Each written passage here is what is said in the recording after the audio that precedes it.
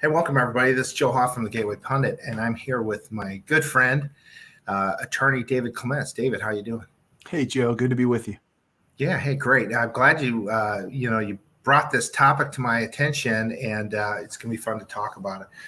Yesterday, for those listening, Reuters came out with a big article. Was it yesterday or the day before? I guess. It was yesterday morning. Yeah. Reuters, big article about David, and he's now a star with Reuters. So maybe David, you could summarize quickly what was in that article, and then we could talk through it because I've read through it, and it's just, to be honest, it's a long piece. They put a lot of effort into this. They did. So this is probably the third or fourth huge kind of hit piece that's been dedicated to me. NPR did a massive hit piece. Annie Gowan from the Washington Post did one that was very in-depth. And then we just got the one that dropped yesterday on Reuters. And this is the culmination of three propagandists that followed me across anywhere from 4 or 5 states across the country. And they go back, basically to my teenage years. They called my colleagues at the prosecutor's office. And my sense of it is it's pretty benign from the standpoint of any substantive analysis of anything that I've said over the past 2 years. But it looks like another tool to cement me as some crazed Trump fanatic. And so there's more of that in this piece. And I am a little bit amazed at the amount of time and probably money it took to put these journalists up in hotel rooms, to get Ubers to follow me from event to event.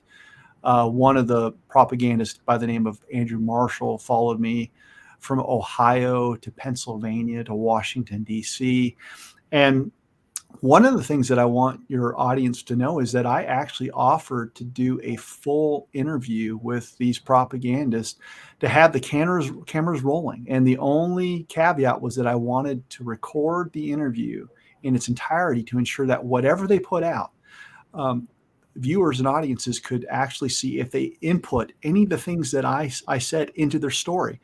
And at each place, they declined to do that. So I've got the emails and the correspondence of that request. I told them they didn't have to give me any advance notice of the questions they were going to ask.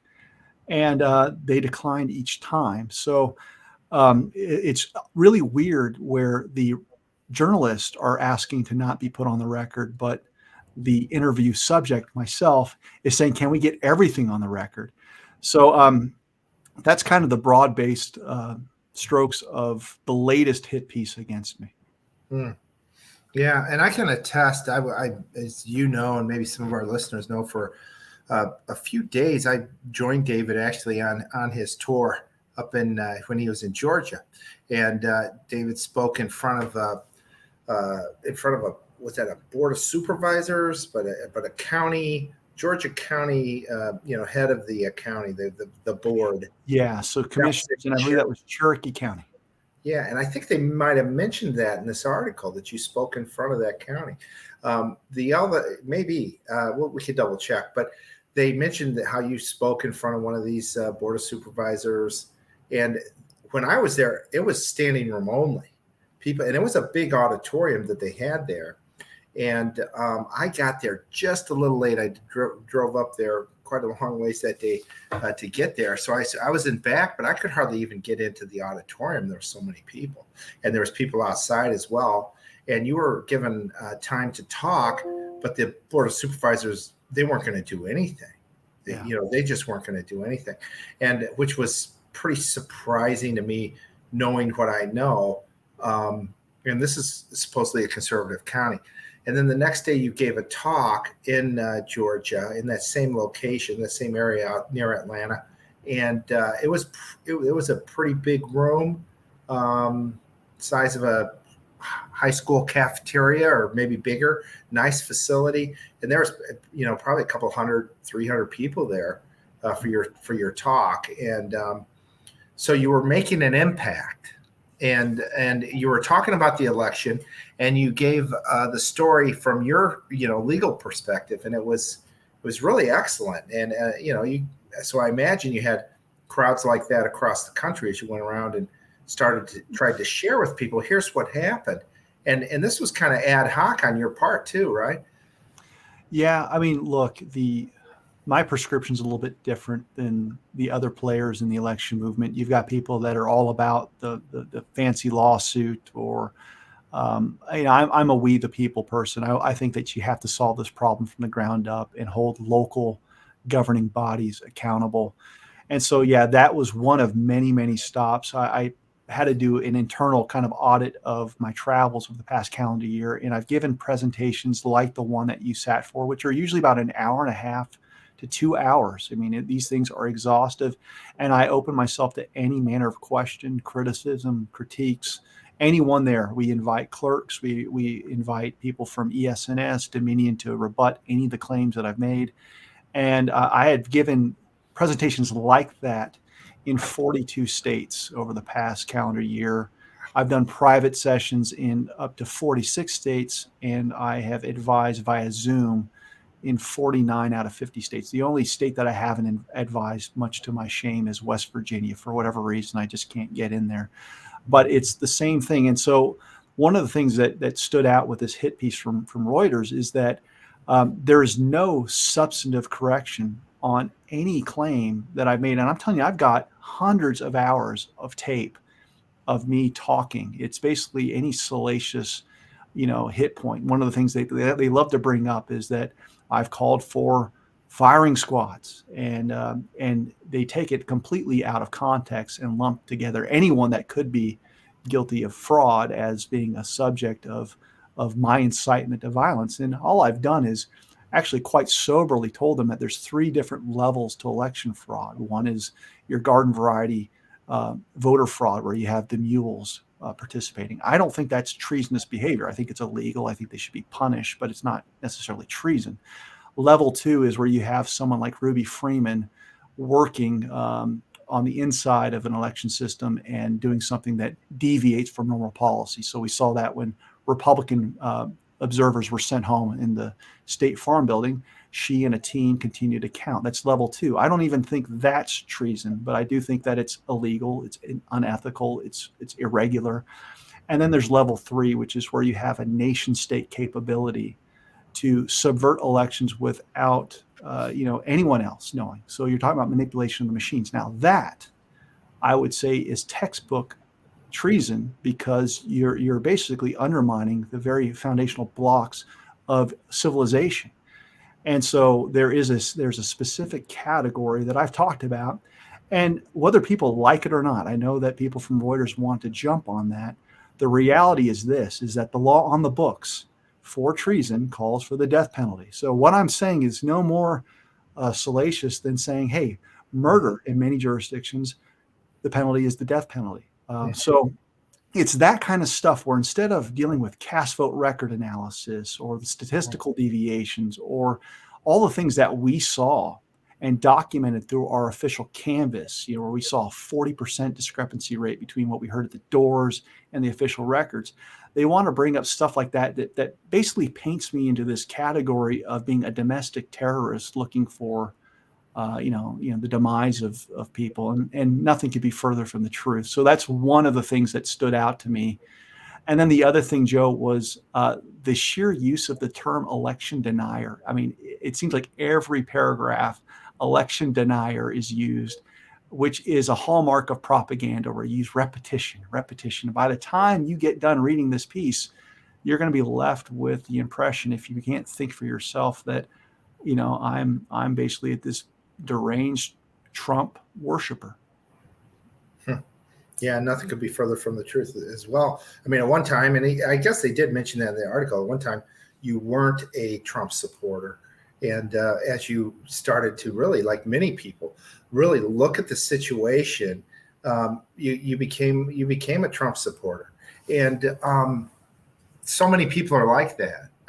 Jim and I jumped on the Trump train immediately. We were working in the area. I've watched Jim. I watched him get attacked from the left now for years, and it was so refreshing to see somebody come out with the courage to say, "Hey, this media is corrupt. They are not honest. And when Trump started saying that and immediately started going after the media when he got the bad press, that was it. That's all she wrote for us. It's like, this guy speaking our language. And that was in 2015, maybe even 16, before he really started getting in some interviews and stuff. We just love that guy.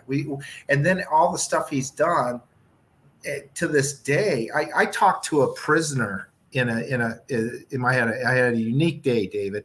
I talked to a prisoner in a prison in the United States, and he tells me that law that President Trump put in place, where I think it's called First Step, where they allowed these people that have been around for a long time in prisons the opportunity to have their cases reviewed so that they could perhaps get out.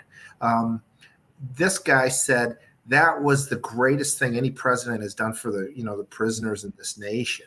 And then I talked to an individual who works for the Trump campaign, very high up, and that person couldn't say enough about the things about President Trump. And then his remarks today about, hey, don't pass this bill. You talk about like the FBI and going after domestic terrorists. They just passed $200 million or I'm sorry, about $12 billion or something for the FBI to continue their harassment, and it's really beyond harassment of conservatives. So, and maybe a third point that I'd like to bring up is, so anyways, it's ironic that now I'm talking with you too, David. So it's an honor, and a lot of people. This guy in prison says everybody I talk to, we all think the same way. And you've seen this as you go out there, and President Trump's assistants seeing it too. We all think this way, and this is why they're scared of Twitter coming out and being free again, because we'll know that we are the major majority and that Trump won big then, and so they don't want that. So well, it's odd to me, because it's like, well, am I a Trump worshiper or am I someone who's a free thinker? Because I've readily admitted that I was an ever-Trumper. In fact, I actually wrote op-ed pieces critical of him because, he wasn't my guy. I thought he was just a celebrity, and he did change my mind. But that shows that I'm not someone that's just a ideologically possessed MAGA person. I just happen to respect his courage in the face of adversity, and the fact that everyone in the swamp has tried to undermine him. And so he changed my mind, but that was something that, I don't just go after people to support them just for the sake of doing it. I'm not even a registered Republican. And that's the other thing that's lost on a lot of these people, is that, I've been an independent during the duration of Trump's years in office. And I don't play favorites, but some of the stuff that they put in the piece, they say that I worship Trump. I mean, that's another hallmark of propaganda, and that I idolize him. And it's like, look, folks, people that follow me know that I am a Christian, that there's only one person that I worship or idolize, and that's my Lord and Savior, Jesus Christ. But the fact that they will insert that kind of rhetoric in there is just disingenuous. It's bad reporting. It's sloppy. Well, And it really doesn't account for the fact that I have been critical when I thought there was times to criticize him. And like many people, I have questions about certain policies, but he's earned a giant benefit of the doubt in light of all the things that are happening right now with Elon Musk and Twitter, where he's being vindicated. And when his Twitter privileges were restored, what were the tweets that came to view immediately? Him telling people to go home peacefully and to respect law and order. And that was hidden during the J6 sham committee investigation. So it's odd, because as I read this article, it bothers me because it's my reputation, but yet there's vindication throughout that's real time, whether it's the Kerry Lake trial, whether it's the Twitter files, whether it's the report that came out with a 4,000% increase in miscarriages that came out recently. These are all things that I've touched on for the past 2 years and been maligned as this crazy person. And Reuters apparently does not live in the same world that I do. Well, I tell you a couple of things too. I think they do this in maybe one thing you should take away from this is it's really an honor, because they are targeting you, and they don't target people that aren't effective. So for one, it really speaks highly of the work that you've done to date, and I can't understate that. I mean, or overstate it. It's big, the work that you've done. The other thing is they use these words, I think, they place these on people. We're seeing that maybe even came out in the Twitter files how they will place a name on people, and it's not right, it's not honest. It's a technique that the operatives use to try to attach it to people like you that are a good Christian man calling you worshiping Trump. It's outrageous. That's really sadistic, quite frankly, what they're doing. But the other thing that grabs me is that they've been doing this, and this is what I'm seeing across the board, and this is what they're doing with January 6th, and this is what they're trying to do. This is Barack Obama. I really blame him for a lot of this massive corruption in our country today. He hated America, and he hated the good American people throughout the Bible Belt, really, and throughout the country, good people like you. And he did all he could to destroy us, and we saw it with the Twitter stuff. We've seen it with this case with Missouri and Louisiana, where they've released a bunch of information where Missouri and Louisiana are suing the government, not big tech, but the government for colluding with big tech. That's given us a lot more information. Again, this supports us. But there's this word violence, and they want to attach that to you and to me and to anybody that's on the right. And it's their biggest lie, and it's part of their biggest plan. This is what they want to do. Well, they want to call us violent. There's two instances where I can see in the article where they're trying to create this false narrative that I'm inciting violence. And one was what I just shared with a correct legal characterization of the penalty for treason. And I have not, danced around the issue that I believe that 2020 was a coup by the deep state, and I will hold fast to that position. But that's one of the ways. The other way was they did an interview of a former colleague, not in my college, but at the university I worked with, named Jamie Bronstein. And this was an old story that they've basically combed over again. Now, they can't get any comments from people that will say anything bad about me except for these Marxist professors. But this is a perfect example of elevating another professor as a victim of me when I was probably the most victimized person at New Mexico State University probably in the past 10 years. And one of the things that I want to talk about briefly about this is that I was not in front of the cameras at all back in October of 2020.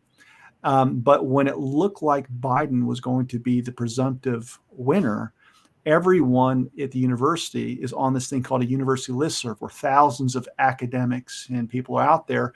And you could see the leftists just delighting with the demise of Trump. And at this point, they were basically demonizing many of our students, calling people racist. And I just thought it was unfounded. And what got me started in this whole, episode of where I find myself now was a call for civility. I mean, no one knew I was Republican. No one knew who I was at all. And I put out on this listserv a call for civility. Well, this Jamie Bronstein, who's interviewed by Reuters, that's basically saying that threats to her life have happened because of me drawing attention to her, need to realize that she did a deep dive and basically doxed me to the entire university as being a former Republican chairman, as a former Republican candidate. And then at that point, an angry mob of leftist academics started basically every day sending emails to everyone talking about me. And it only got worse because when I stood up for people that peacefully protested J6, my university president basically did a condemnation letter of roughly half the people, in my opinion, that either attended my school or worked there. And that forced me to speak up because no one else was doing it. Well, once I did that video where I addressed what I thought was just absolute garbage from the president, I was invited on Tucker Carlson. Well, when that happened, the same far left professor, Jamie Bronstein, accused me of being an anti-Semite by virtue of just being on Tucker's show. And she put that on a public listserv. And then she went further. She located my private social media accounts, my wife's social media accounts, and started doxing my wife. She even filed a complaint with the university for me violating microaggressions, that somehow I needed to be removed. So this is someone that would use every single vector, whether it was local news media, local newspapers. There was even a ghost written piece put out in the student paper that was not written by a student, talking about how they didn't feel safe, or they wouldn't feel safe in my classroom because I'm one of these far left people. The genesis point behind most of that was Jamie Bronstein. Now, I weathered all of that, and this was slanderous. And the listserv that I'm talking about, which was open to everyone, was eventually shut down because I told the school that if they weren't going to stop this slanderous discussion of calling me an anti-Semite, that I would take into consideration suing the school and Ms. Bronstein for defamation. Well, wouldn't you know, they saw that what I was saying was true and accurate, and they shut down the listserv, which had never happened before. So that was affirmation that, these people are sick. Well, fast forward a little bit into the future, I was one of the presenters at the Cyber Symposium. And at that point, afterwards, a bunch of people started filing complaints against my license, saying that me basically commenting on my legal opinion was tantamount to violence. And who filed one of those complaints? This same leftist professor, Jamie Bronstein. So now we're having someone that tried to get me removed from my job under false pretenses, try to get my license stripped. And she's the person that Reuters interviews, casting her as a subject of abuse. When I'll tell people right now, I never doxed her personal information or personal address, I need a personal phone number. She was a state professor at a state school that's publicly financed by the taxpayer. And so much of the stuff that we're talking about, I was trying to defend my family, my job, and looking for accountability where there was none. So that's an example where if you actually get the full story and have context of what my life was like for approximately 10 months with getting hate mail, emails every day, basically castigating me as some far right lunatic. And this is the person that they put on the record in the Reuters story. So the more that you understand that this is just nonsense. I was actually very judicious on ever putting people's name out in the public, but this was one of those things where my livelihood was being attacked by this leftist. Well, and it still is through this article, actually. And maybe one comment before we introduce Jim here. Thanks, Jim, for joining us. And this is going to be exciting to hear Jim's thoughts on all this, too. But I wrote a piece back in the Gateway Pundit during the Mueller coup, and I called it a coup. And I shared a picture from 1865 where these 4 people that were involved in the Lincoln assassination were hung or hanged, however you say that properly. And I was attacked for that, saying that, oh, that's violence. No, that isn't violence. My point was this is a coup d'etat that they're trying to perform on President Trump, that the deep state's involved with, and we know that's the truth now, and they got away with it. To this day, they've gotten away with it. And in 1865, people that performed this coup on Lincoln and his team, they didn't. They got caught, and they faced capital punishment. I was trying to just point out, this is the law. This is the truth. What is going on with our legal system? Well, I think we know now it's badly broken. But anyways, I'll just turn this over to Jim now. Jim, David's gone through this article that he wrote on. We'll let him come up to speed. Jim just got in. Let me just give him a little bit of time to check in with this. What we did, Jim, is we talked about 2 instances of Reuters' attempt to basically create a narrative that I'm some violent person. The thing that really disappoints me the most by Reuters reporting, though, was the lack of any substantive, debate on the claims that I've made legally. They basically want to discredit me, which is the other part of this. One thing, he's a crazy guy that's trying to incite people to violence. And the other thing is he's a liar. And one of the parts of this article was an interview of the Otero County clerk who called me a liar. So they just call me names, but they never identify anything that I've done or said that's been untruthful. And just bear with me. I've got my reports right here next to me. These are the 2 reports that my wife and I created. We had other experts. We had Jeff Lenberg. We had Dr. Doherty. We had Draza Smith. We had all manner of people with Harvard credentials. And when we put out over 700 pages of statistical anomalies, evidence that is convincing of ballot stuffing and of algorithms from the cast vote records that we analyzed, and all they can get is a clerk that was upset that we basically unearthed massive corruption in Ontario, including Dominion going in and wiping the 2020 election file, which is against federal law and state law. That Reuters, in this exhaustive piece, I mean, you look at the number of words that are in this piece, there's not one rebuttal to a point. And we've got appendices, we've got footnotes, we've got everything sourced. We even identified 17 violations of the election code. And not one claim that I put out there's been rebutted by this clerk. All she can do is call me a liar, and that gets put out by Reuters. So this was the kind of stuff that I actually wanted to talk with these propagandists about and say, look, let's look at the report, because I sent them these reports. Tell me one thing that is incorrect. The only other item that they put in this article is a quick reference from the Cyber Symposium, that somehow here I am, just this crazy person talking about Chinese involvement, Western African servers, and Joe Biden being part of the election cabal. And even that, I've been vindicated. So if you actually watch my presentation during the symposium, one of the things I point out was that when we analyzed the Mesa County forensic images, which have been confirmed to be absolutely legit. I mean, there's lots of question marks about work out there, but Mesa County has been dialed in as rock solid. And one of the things we found in the Mesa County forensic images were IP addresses in Senegal. Well, if anyone has studied One Belt, One Road and the Communist Chinese Party, they have tried to set up infrastructure in different places. And one of those places was Senegal. So we actually have, massive reporting on China setting up servers in Western Africa. So we were just drawing up the point as we were investigating this issue. So even the most benign point that they're stretching to characterize me as some wild conspiracy theorist, I've got the receipts to justify those statements.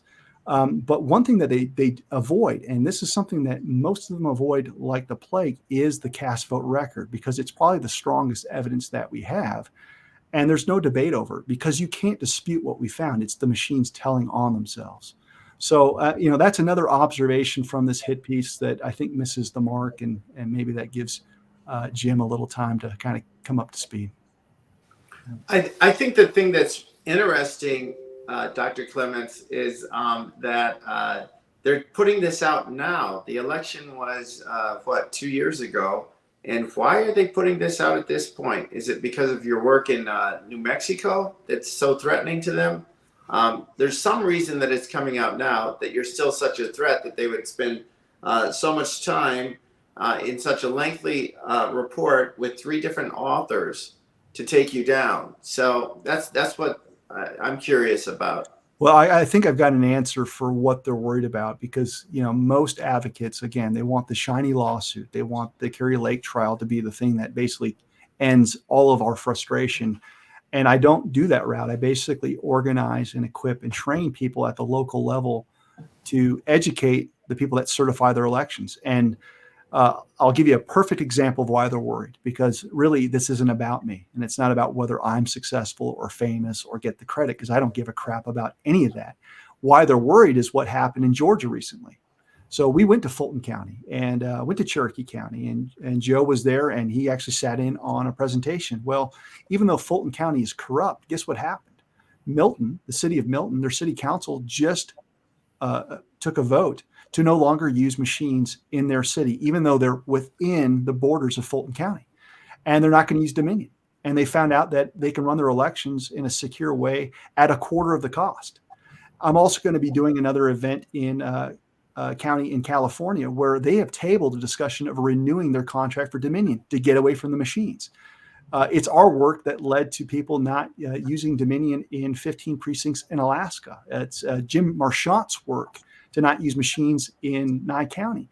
So that's what they're fearful of, is that once people realize that you actually have the power at a local level to not do your elections this way and to withhold certification, you're at the tip of the spear in a revolution. And and we know why this piece was written when it was written.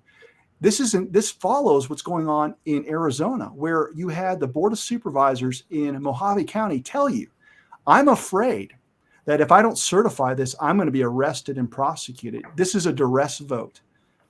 Similar refrains happened in Cochise County. That happened in Otero County, where Gerald Matherly, one of the commissioners, reversed his decision and said in front of everyone on a public hearing, the reason why I'm reversing my vote, I'm paraphrasing here, is I'm afraid that I'm going to be arrested. So these people have been coerced into committing votes. And what they're afraid of is that at some point we're going to have collective courage where someone says, you know something, I don't care. You can threaten me with an arrest. I am not going to rubber stamp this garbage. That's what they're scared of. And because if they don't stomp people like me out, Coy Griffin, the commissioner who held to his vote, who was removed from office, then you're going to see a real ground up movement where we actually get our voices back. That's what they're scared about. So do counties across the country then have that ability to toss out these machines if they vote that way in the city or municipality or county? Well, if you listen to Dominion or Katie Hobbs, no, but I don't agree with their interpretation of the law. The law, as it's written, shows that you have concurrent jurisdiction, meaning you have a chief elections officer like a secretary of state, but they don't go to your little podunk city or county to count the votes and certify precinct level elections. That's done at a precinct level. And so what I've been educating people on is that when you certify something, you're saying it's trustworthy. Everything about what we've done is honest. It's above board. And what I'm telling people is you can withhold that certification if on the face of the returns, you've got evidence of a fraudulent election. And most election codes preserve that legal power to the county level or the Board of Supervisors during a canvass period, usually a 7 to 10 day period. They can say, you know something, we get to investigate this. And you don't have to necessarily give a yes vote. But here's the deal. Everyone's saying this is a non-discretionary, just rudimentary, like rubber stamping. You just do it. Well, if that was the case, you wouldn't take a yes, no vote. If there was no discretion involved, you would not give someone the option of saying no. And what happened was in places like Otero County, Commissioner Coy Griffin said no. Vicky Marquette said no. Commissioner Jay Block in Sandoval said no. And you had commissioners and supervisors in Arizona that wanted to say no, but were scared because of a threat of arrest. So what this tells me is that my legal interpretation is actually correct, and that these people are terrified that people will stick to their guns and say, you know something, challenge it in court, but you're not going to make me certify an election where 40% of the tabulators malfunction. Are you kidding me? But they're telling them that they have to. And we saw that in the Kerry Lake trial where, Kerry Lake on the one hand is being said, yeah, you don't need me at trial, by the way. You don't need me to testify because all the stuff that you're talking was done at the county board level, right? So that's on them. Well, how dare she say that when she basically threatened those same county boards to certify or she'd sue them and refer them for arrest? You said Kerry Lake. I think you meant Katie Hobbs. Katie Hobbs, yes. Mm-hmm. So you've got this double speak where she's trying to exonerate herself by getting out of trial, but at the same time, she's the one who threatened the people at Mojave to certify or else. So this is why we have to empower these local commissioners and these boards of supervisors to understand that under separation of powers, yes, they have every legal right to say, nope, I'm not doing this. I'm not signing off on this. In fact, if I'm complicit with election law violations, that in and itself is a violation of the law. In New Mexico, it's a felony. Yeah, but they're using the same old tactic that they're using against us now. We're seeing it like in Maricopa as well, trying to label conservatives or the Gateway Pundit or whoever as violent.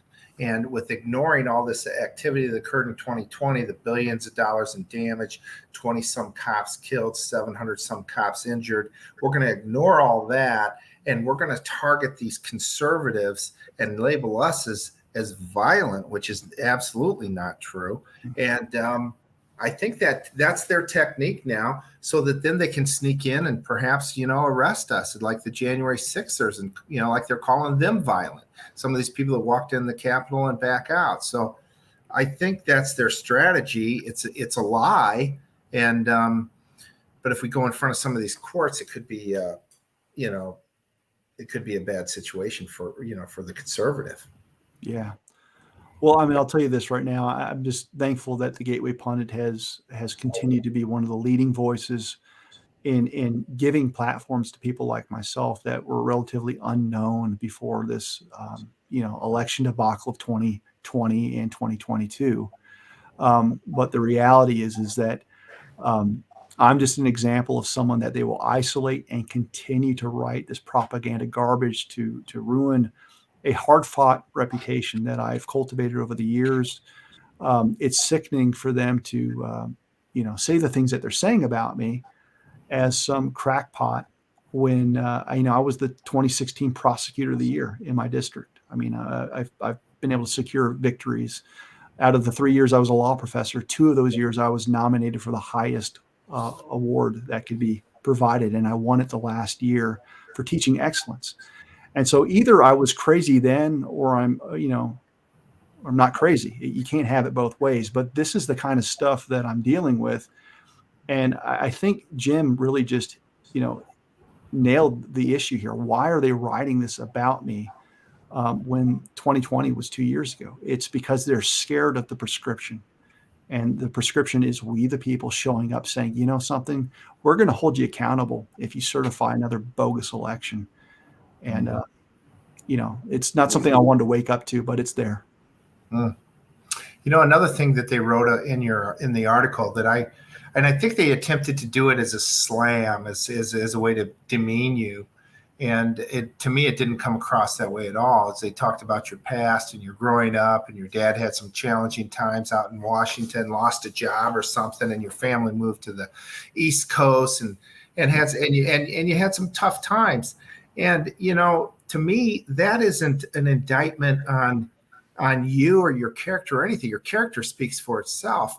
But how many Americans are out there that grew up in, challenging times? Jim and I are, 2 of 9 in a family in the Midwest, in a relatively small home as we look back at it. And we just grew up, and that was life, and we were happy. We didn't know there was necessarily alternatives, but we loved our family, and that's what meant the most. Yeah. And they tried to slam you for that, and I think most people that read that are going to be like, well, he's a cool guy. Look how far he's come, Well, seriously. It was personal. That was needless, and it was so personal because it has nothing to do with, it's my story. And yeah, you could probably find me talking about, how I grew up because people have asked me. But it really has no place in the discussion of election audits. But they made it a point to bring up where I lived, that I was poor, that I lived down from, a porno shop and, a nightclub and hobos. And that's fine. It doesn't bother me all that, but that tells me it's personal. That was so needless. That was just basically say, we're going to shame you and try to make you think about this for getting in the ring. It doesn't bother me at all. And I'm glad that, Joe, that you saw the same thing, but it was just kind of disjointed. Like, you're just going to put that in there to let everyone know that, by the way, this guy was poor. Oh, okay. Yeah. Yeah. Like, and who can't almost, we all didn't grow up with billionaire fathers, right? Well, not only that, they also are trying to create this narrative of me being a grifter. That's the other thing. Like, because I had the good fortune to have a bunch of people support me after I was terminated. And I didn't even set up the fundraiser for me, but they, if you look at the title of the story, it's basically me finding a new career. Well, a career pays generally. And what people don't realize is that this election work has nothing to do with how I was supported. I was fired for refusing the jab. And so the vast majority of the number cited, which was $300,000, happened in about 3 days, and there were no strings attached. This was basically, I could have paid off, a mortgage. I could have bought new vehicles. I could have just bowed out and said, hey, this is cool. I'm going to go on vacation.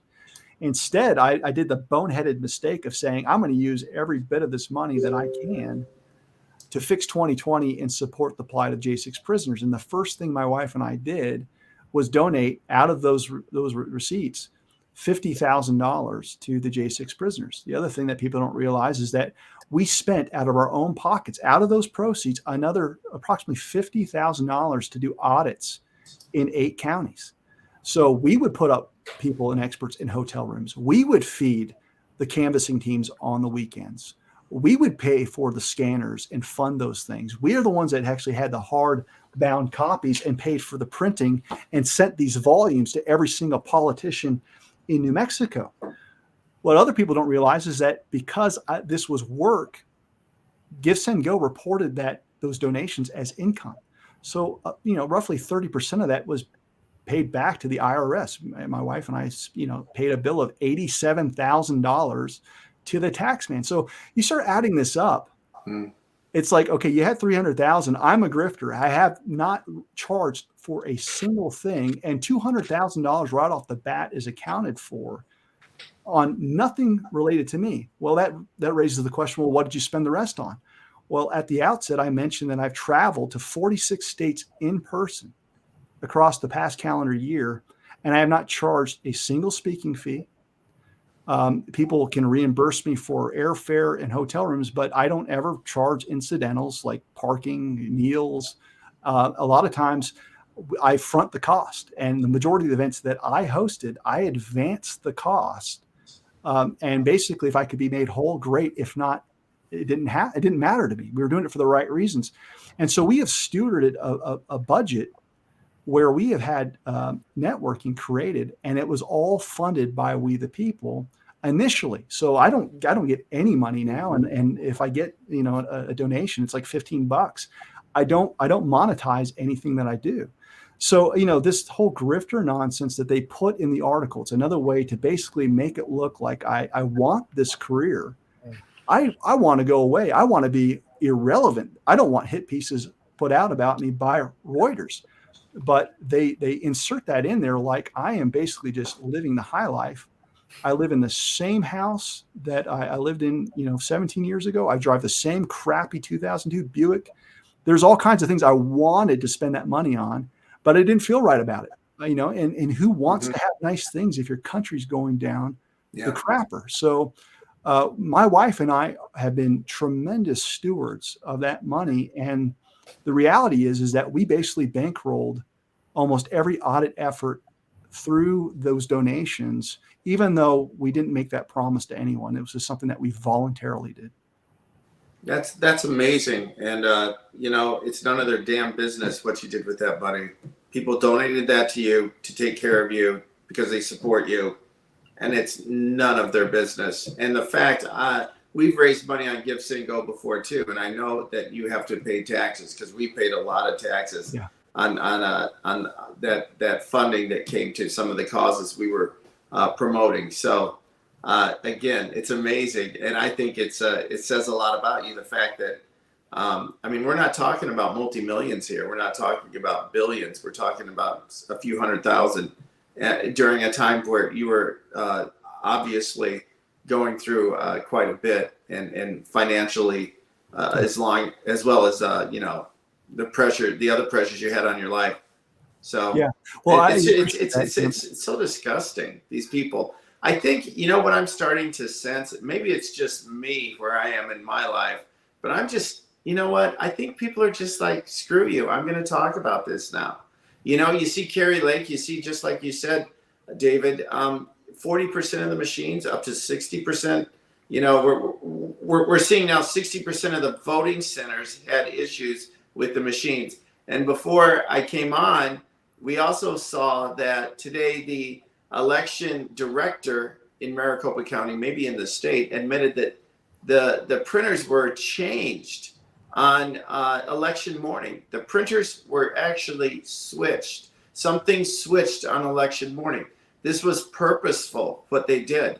And because of those ballots being, different sizes, they were getting jammed in the tabulators, and thousands or tens of thousands of voters for Kari Lake and the other Republican candidates didn't get a chance to vote. Yeah. So, I think people are getting pretty sick and tired of it.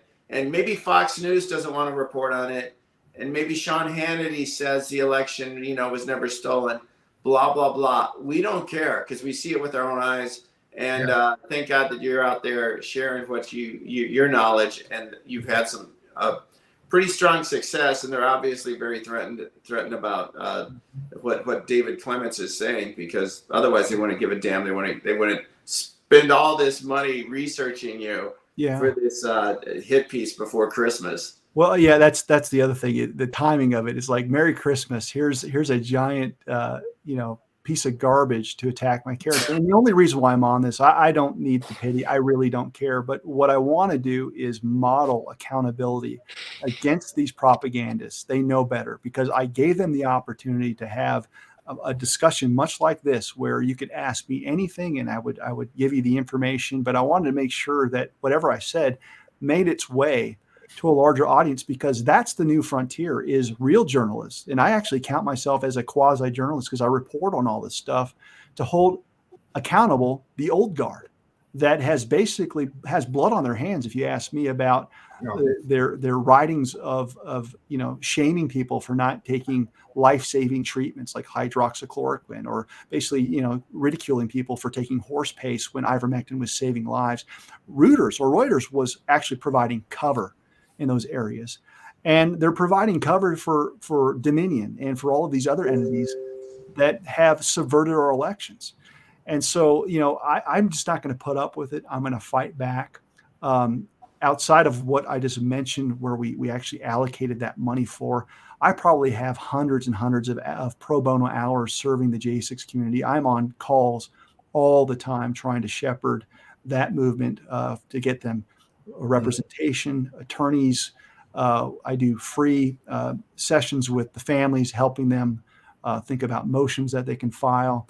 I actually defended a deposition in the curling case just a few weeks ago, which is the very famous case out of Georgia, with the Halderman report that was put under seal, and CISA put out the report that yes, Dominion is in fact a vulnerable system. And so I did that for free, because the person that was speaking, the expert, is good for the future of elections. And that normally would have been something that would have been a $2,000 to $5,000 legal bill. And I don't need to make money on this. So, I mean, that's the kind of stuff where people don't know just how involved we are across the board, from J6 prisoners to 2020 to 2022. And the reason why I'm passionate about this, as I know you both are, because you've covered this more than anyone. I mean, Gateway Pundit, I'm telling you right now, is the number one destination for election truth out there. And so it's because we all see clearly that we are screwed as a country if we don't solve these problems and get the right people back in office. Yeah, absolutely. Yeah, David, I think that, like Jim said, it's also that you're so effective, and they're scared in that regard. You came to St. Louis and we had a chance to chat, and then you spoke one night, and it was about 3-4 hour presentation. And you really opened my eyes again to the machines, because I was writing a book on what happened. I'd already written a book on what led up to the election, where I'm writing about big tech and the media and how they were colluding together, announcing that we're not going to have a winner on election night and all that, all the stuff leading up. I'm trying to figure out what really happened. And you shed some light again on those machines, and you said, we got to get rid of these machines, and you impacted me with that. And there's some things that you shared. You already mentioned these, what are they? The statements that are within the system. The cast vote records. Cast vote records. And you guys are the ones that figure that out. These are records, for our listener, that are there within the machines themselves on site. It's the only thing that we can reconcile to the final numbers. And they don't reconcile. And we haven't found any place where they reconcile. And so that's a major finding from my perspective, has always been, as an auditor, I'm looking at this stuff, and you place that right on a platter right in front of me. And that was one of my chapters, that not only are these machines not certified, and that was your thoughts too, but about how these machines aren't properly, they don't. Well, hey, Joe, don't forget about the story that you all helped cover that's very relevant to the Kerry Lake trial. we, within 48 hours, it was our team. Dan Sundin was part of our fraud team in New Mexico. He was integral to that report that I just showed you. He was the one that diagnosed the issue of the 19-inch ballots and the effect of that would happen on rejections when you try to impose a PDF image on incorrectly sized ballots. And we basically, within 24 hours, talked with him and wrote that up and got it out there. And it was the Gateway Pundit that scaled it and basically said, hey, take a look at this. And we thought, well, maybe, we're going to be ignored again. I never in my life did I think it would take such a monumental place in the trial over the past 2 days for the reason. So that was something that was actually done. I'm not taking credit. It was Dan Sundin's work, but Dan was the first person to talk about this being the cause of the massive rejection rates. And next thing you know, Team Lake seized on that, and they've got really great experts that talked about the effect. And it's not theoretical. I mean, they basically ran the samples between the different size ballots and why there was a huge prevalence of dumping things into drawer number 3, where there was no chain of custody, right? And we're talking about a 17,000 alleged margin of victory when you have at least 293,000 ballots that don't have chain of custody documents. So it's this kind of stuff where I've been able to focus on it 24/7, get it out there with great partners like the Gateway Pundit and others. And it's making an impact. I'm not the person that's doing the cross-examination or doing the trial, but I'm really proud of the fact that there was work from Dan Sundin that showed up in the trial. And that just shows you that, again, it's not going to be one person that rights the ship to solve what happened in 2020. This is really a bottoms-up movement with a bunch of heroes. And so I'm really that's what they're scared of. They're scared of us sharing this information because we're smart people, and the more we share it, the more we're like, hey, oh, look at this, look at this, look at this. And that's been this whole experience from 2020, and we're still finding out stuff about 2020. And that's why they're scared. And that's why like I mentioned earlier before Jim got on, that's why they're scared of Twitter. They are so frightened that we're going to find out that we're the major majority and that all our arguments make sense. And the left is going to see that, and 50% of their numbers are going to jump on our ship because they can see that our arguments make sense. And so they cannot allow us to continue to share. So they got to label us like violent or something like, which is just, to me, it's grotesque. I tell you what, I've known Jim my whole life, and he's one of the, most peaceful and gentleman guys I've ever met in my life. And to call him violent is horrible, or anything that he's involved in. So this is who we're dealing against. And that's why with this piece, David, my perspective is, who cares? Let's talk about something else, because it's garbage. We know it's garbage. I've seen Jim get hammered for 15 years now. Yeah. And so after a while, you just kind of say, well, I think the purpose is I want people to see what it looks like to stand up to bullies. That's the only reason why we're doing this interview, is that I want people to know that I'm undeterred, because other people, if they see this hit piece, are like, I wouldn't want to do that. I wouldn't weather it. And because they won't get into the fight, and we desperately need people to stand up and show courage. So this is an opportunity, a teaching example to say, look, we're not going anywhere. Jim Hoff's not going anywhere. The Gateway Pundit's not going anywhere. Joe Hoff's going to write his next book and educate the masses. I'm going to keep fighting. And Reuters is going to be exposed as, the propaganda globalist, organization that they are. They are old news. Gateway Pundit is the future, and Reuters is the past, because these people have lost credibility with the public at large. And that's why I'm here today. There's two other stories that I'm going to be breaking, and I'd love to collaborate with both of you. But I did an interview with a former FBI agent that investigated the CARES Act. And what people don't realize is that of the $5 trillion that was allocated under the COVID relief fund, there was an allocation for $150 billion. We're finding entire categories under this thing called multiple recipients, where millions and millions of dollars is unaccountable. And the reason why I bring this up is that COVID relief fund was going towards elections. And so we're going to be putting out a story. I've actually put out a video recently, and we're not talking about chump change. We're talking about tens of millions of dollars where you use key search terms for Dominion, Runbeck, ES&S, and money that was supposed to be allocated for, COVID went to Dominion. So that's something that's coming out. Another thing that we're dealing with is this new investigation of the portals that everyone's talking about on Twitter, the Twitter files, right? About how the Department of Homeland Security has basically colluded with these higher ups. Well, the two red pills, I don't know if you guys are familiar with Jen and Sophie.